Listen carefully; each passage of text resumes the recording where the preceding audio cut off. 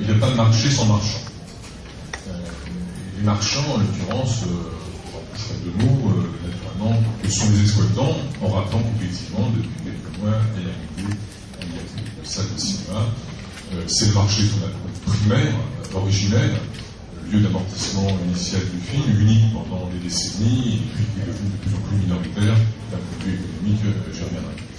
Et il n'y a pas non plus de marchands sans chaland, c'est-à-dire sans acheteurs, grosso modo, sans clients, sans spectateurs, on les appelle comme on veut, mais à un moment donné, il faut bien que l'argent circule, et là c'est même sur le produit, le film, je ne l'aborderai pas du tout, puisque ce sera la thématique de demain, et qu'il y aura d'éminents réalisateurs producteurs qui seront là pour beaucoup mieux que moi. Donc le produit, il faut bien le financer, l'argent vient de quelque part, c'est pour l'économique, mais aussi bien sûr pour puisque le film. Alors, la salle est encore aujourd'hui un lieu de valorisation symbolique, davantage symbolique qu'économique, mais c'est une activité économique. Donc j'articulerai mon intervention en deux grandes parties, l'une pour parler justement des marchands, donc grosso modo je passerai les grands traits d'évolution de l'histoire de l'exploitation cinématographique en Europe d'abord, puisque elle est née sur ce continent, et que je pense qu'on ne peut pas comprendre la situation actuelle où est-ce y compris en Afrique centrale, si on ne connaît pas l'histoire des pratiques, l'histoire de l'évolution, l'histoire des pays. Et dans une deuxième partie, on parle davantage du public, exactement des publics. Je pense que le public n'existe pas, mais il existe des publics, et en particulier des usages sociaux qui peuvent être faits de certaines pratiques comme celle du cinéma sur ces différents lieux et modes de consommation. Alors, à l'origine, vous le savez tous, je ne vais pas faire une histoire pas très longue, le cinéma est né en Europe à la fin du XIXe siècle, 1895. Alors, comme le film français, nous disons que ce sont les frères Lumière qui l'ont inventé, Cocorico, c'est historiquement inexact.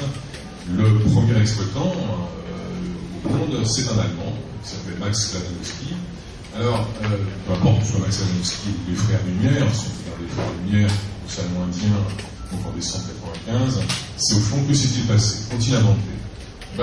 J'ai envie de dire, dans une vision peut-être non orthodoxe, ils n'ont pas inventé grand-chose, ils ont inventé le savoir-faire. Parce que tout le reste, tout ce qui fait la technique même du cinéma, la pellicule, l'appareil de protection, la croix de l'âge, etc., existait bien avant eux.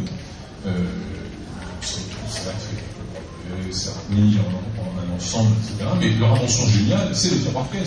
C'est d'avoir dit à un moment donné, nous avons une technique, nous avons un savoir-faire, auparavant qui était réservé à un domaine plutôt scientifique, car il existait déjà des productions de type scientifique, d'images animées, au cinéma.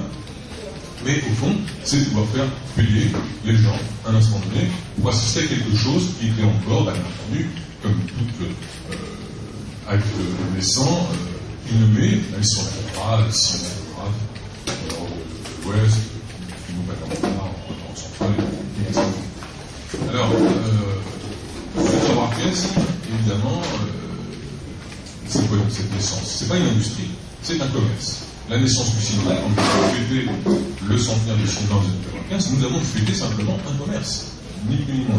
Après, il y a eu de l'art, etc. J'aimerais pourquoi il y a eu de l'art, mais c'est pas du tout ça que c'est le voyons, et vraiment une industrie. Alors, vous savez tous également, on a prêté aux frères Lumière un mot en disant, voilà, nous arrêtons, quelques années plus tard, le cinéma, car c'est une industrie sans avenir. Et tout le monde de se lancer, ces génies, ces précurseurs se sont trompés. Non, ils ne se sont pas du tout trompés. Ils ne se sont pas trompés, ils avaient raison de leur point de vue. Et si je parlais de leur point de vue, c'est parce que je pense que c'est un retentissement et qu'on va pouvoir en tirer des leçons aujourd'hui. Quel était leur point de vue? D'où parlaient-ils? Ils parlaient d'un point de vue d'industriel. Les frères Lumière sont des industriels.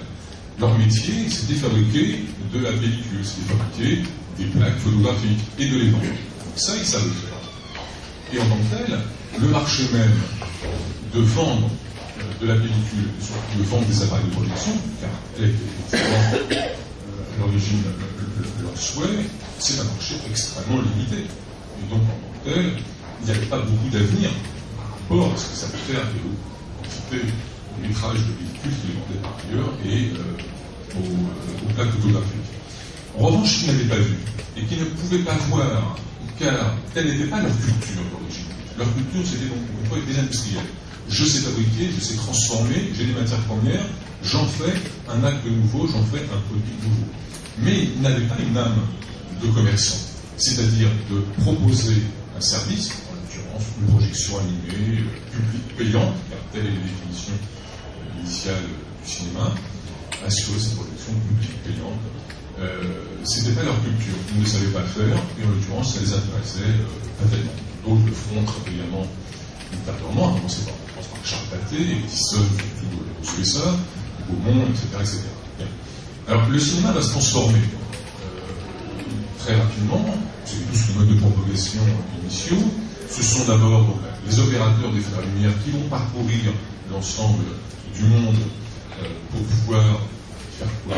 Et bien, à la fois tourner, prendre des images, naturellement, mais aussi les projeter. Alors, ce qui est intéressant, c'est auprès de qui allait-il et où sont-ils allés? Ils ne sont pas allés du tout n'importe où. La stratégie qui a été mise en place initialement, c'était de dire, au fond, à qui s'adressent ces images? Qui peut voir des images qui peuvent être intéressées? Et aussi, donc, qui est solvable?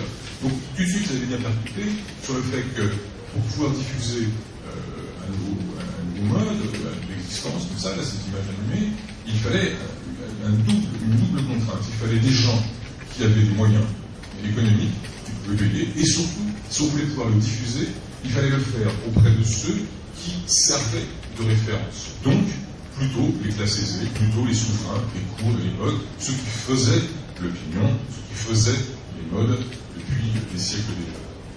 Donc, ils vont parcourir le monde, ils vont ramener des images, etc. Au fond, le cinéma est né documentaire. La forme originale, c'est bien le documentaire, avec une forme dérivée, qui est bien sûr l'actualité, puisqu'ils vont ramener des images d'ailleurs, les ramenant dans d'autres lieux. Pour les autres spectateurs, il y avait un aspect exotique, naturellement, mais il y a aussi un aspect d'actualité, le couronnement du tsar, etc. Alors, cette forme d'actualité va disparaître dans les années 30-40, supplantée par d'abord la massification de la lecture. Les gens lisent de plus en plus. Rappelons-nous, fin du XIXe siècle, une grande partie de la population est encore analphabète, donc c'est un moyen de s'informer. Et après, la diffusion de la radio, principalement. Autre mode, beaucoup plus facile, beaucoup plus populaire, écouter directement, savoir ce qui se fait, et le temps est raccourci. Un reporter se rend sur place, quelques jours, après quelques heures, et nous pouvons avoir l'information, alors que le cinéma, il faut des délais extrêmement longs pour pouvoir avoir ces actualités. Donc, les actualités vont disparaître, et complètement disparaître, même sous leur forme minoritaire, dans les années 60-70, quand la télévision va s'inventer. Donc, cette forme-là originale a disparu. Le documentaire, progressivement, également, a été supplanté par d'autres modes, le mode qu'on appelle narratif fictionnel, raconter des histoires.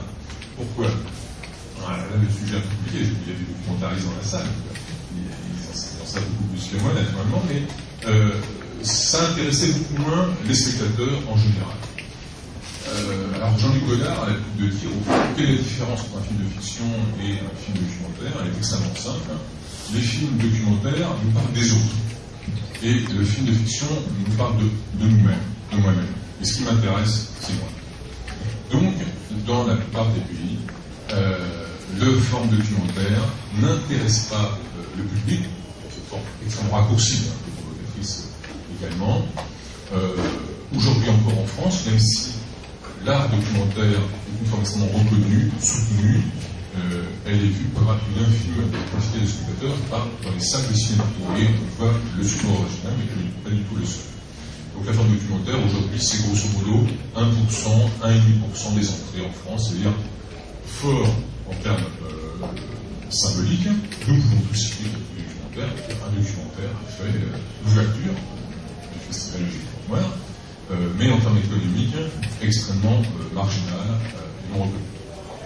Donc progressivement, l'autre forme, qui est raconter des histoires, faire de la fiction, va supplanter les autres formes narratives. Alors pourquoi? C'est pas du tout une volonté délibérée de la part des industriels, des personnes, des architecteurs, pas du tout. C'est au fur et à mesure que ces projections se répandaient, liées, on l'avait vu donc, par les frères Lumière, mais après par d'autres opérateurs qui se sont répandus dans l'ensemble de la commune, les petits, on les appelait donc les ambulants. Ceux qui ont le plus propagé le cinéma, ce sont les forains. Originalement, ce sont les forains. Alors, on y reviendra parce que